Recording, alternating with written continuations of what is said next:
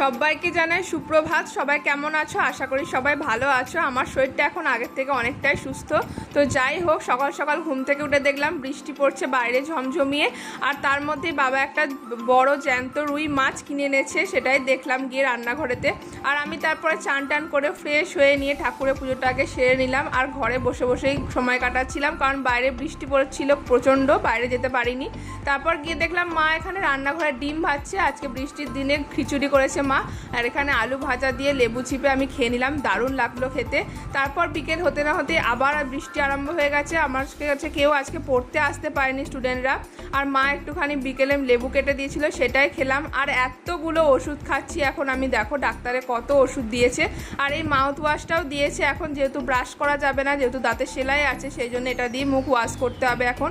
রাত্রে রুটি তরকারি দিয়ে ডিনারটা সারলাম। ভিডিওটা ভালো লাগলে লাইক শেয়ার সাবস্ক্রাইব করে দিও। ওকে, বাই।